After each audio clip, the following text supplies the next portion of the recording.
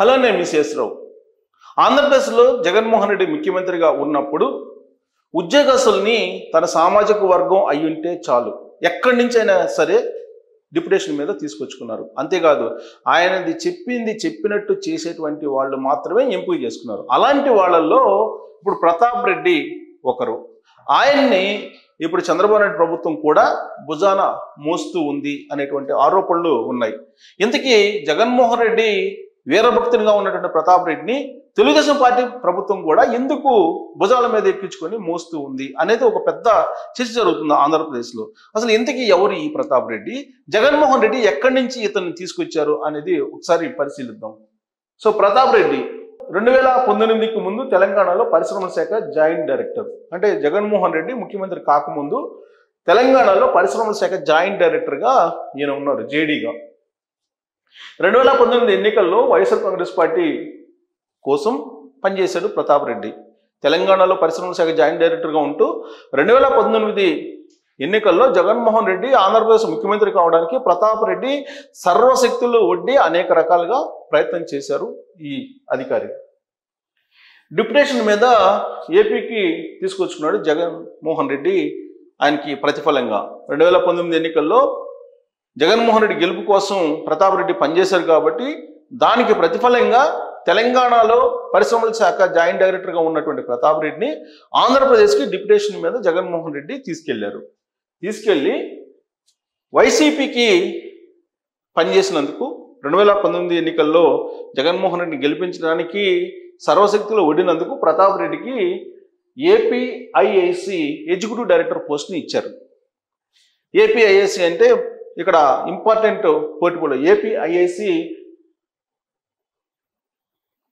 Executive director post ఇచ్చారు. Executive డైరెక్టర్గా ఆయన ఏపీలో తన కెరీర్ను ప్రారంభించారు డిప్యుటేషన్ మీద వెళ్ళి. సో ఏపీఐఐసిసిలో ఇంటీరియర్ డెకరేషన్ పేరుతోటి 12 కోట్ల రూపాయలు బిల్లులు చేశారు ఆంధ్రప్రదేశ్ ఇండస్ట్రియల్ ఇన్ఫ్రాస్ట్రక్చర్ కార్పొరేషన్. దానికి ఇంటీరియర్ డెకరేషన్ కోసం 12 కోట్ల రూపాయలు, ఇంటీరియర్ డెకరేషన్కి 12 కోట్ల రూపాయలు ఖర్చు పెట్టారు అని అంటే ఏ స్థాయిలో ప్రతాప్ రెడ్డి దుర్వినియోగం చేశారు అనేది ప్రత్యేకంగా చెప్పనవసరం లేదు. ఇంటీరియర్కి 12 కోట్లు మంచినీళ్ళ ప్రయాణాలు ఖర్చు పెట్టారండి. అప్పుడే ప్రతాప్ రెడ్డి తీరు మీద ఏపీఐఏసీ ఉద్యోగుల్లో నిరసన వ్యక్తమైంది. ఆయన 12 కోట్ల రూపాయలు పెట్టి ఎప్పుడైతే ఇంటీరియర్ ఏర్పాటు చేసుకున్నారో అప్పుడే ఏపీఐఏసీసీలో ఉండేటువంటి ఉద్యోగులు ఒక రకంగా ప్రతాప్ రెడ్డి మీద నిరసన వ్యక్తం చేశారు. అయినప్పుడు జగన్మోహన్ రెడ్డి ముఖ్యమంత్రిగా ఉన్నారు కాబట్టి అప్పట్లో ప్రతాప్ రెడ్డిని ఏమి చేయలేకపోయారు. సొంత సామాజిక వర్గం, పైగా జగన్మోహన్ రెడ్డి ఇష్టపూర్వకంగా తెలంగాణ నుంచి తీసుకొచ్చుకున్నటువంటి అధికారి కాబట్టి ఆయన ఆడింది ఆట పాడింది పాటగా జరిగిపోయింది ఏపీఐఐసిలో అప్పట్లో. సో ప్రతాప్ రెడ్డిని విధుల నుంచి ఏపీఐసి తొలగించినటువంటి ఏపీఐసి డైరెక్టర్, అప్పట్లో డైరెక్టర్గా ఉన్నటువంటి ఆయన ప్రతాప్ రెడ్డిని విధుల నుంచి తొలగించారు. ఎందుకు? 12 కోట్లు పెట్టి ఇంటీరియర్ డెకరేషన్ చేశారు కాబట్టి.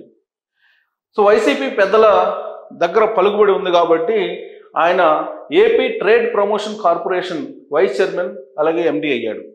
ఏపీఐఐసిసి నుంచి ఆయన 12 కోట్ల రూపాయల ఇంటీరియర్ డెకరేషన్ ఖర్చు పెట్టారు కాబట్టి ఆ సందర్భంగా నిరసన వ్యక్తమైంది కాబట్టి వాస్తవంగా డిస్మిస్ చేయాలి ఆయన్ని, లేదా సస్పెండ్ చేయాలి.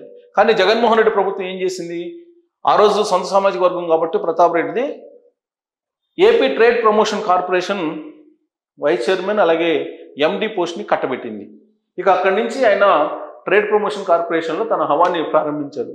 ప్రతాప్ రెడ్డి చేరే సమయానికి ఏపీ ట్రేడ్ ప్రమోషన్ కార్పొరేషన్లో 40 కోట్ల ఫిక్స్డ్ డిపాజిట్లు ఉండేవి. ప్రతాప్ రెడ్డి ఛార్జ్ తీసుకునే నాటికి ఏపీ ట్రేడ్ ప్రమోషన్ కార్పొరేషన్లో ఆ 40 కోట్లు ఫిక్స్డ్ డిపాజిట్లని దుర్వినియోగం చేశాడు. దుర్వినియోగం చేసి అక్కడ ఏపీ ట్రేడ్ ప్రమోషన్ కార్పొరేషన్లో పనిచేసిన ఉద్యోగులకి జీతాలు కూడా నెల ఇవ్వలేని పరిస్థితి తీసుకొచ్చాడు ఈ ప్రతాప్ రెడ్డి. సో ఏపీఐఏసీ నుంచి ఏపీ ట్రేడ్ ప్రమోషన్ కార్పొరేషన్లో ఈయన మరొక దుర్వినియోగం పాల్పడ్డారు. ఈ 2 చోట్ల ఆరోపణలు విమర్శలు ఎదుర్కొన్నటువంటి ప్రతాప్ రెడ్డికి రామాయపట్నం పోర్ట్ డెవలప్మెంట్ కార్పొరేషన్ సిఇఓగా నియమించింది జగన్మోహన్ రెడ్డి ప్రభుత్వం. అంటే ఏపీఐఐసిసిలో ఆరోపణలు వస్తే ఆయన తీసుకొచ్చి AP trade promotion corporation vice chairman అలాగే ఎండీని చేసింది. అక్కడ ఫిక్స్డ్ డిపాజిట్లుగా ఉన్న 40 కోట్లుని మింగేశారు, జీతాలకు కూడా లేకుండా చేస్తే ఆయన్ని సస్పెండ్ చేయకుండా, ఆయన మీద చర్యలు తీసుకోకుండా ఆయనకి రామాయణపట్నం పోర్ట్ డెవలప్మెంట్ కార్పొరేషన్ సీఈఓగా జగన్మోహన్ రెడ్డి సర్కార్ నియమించింది.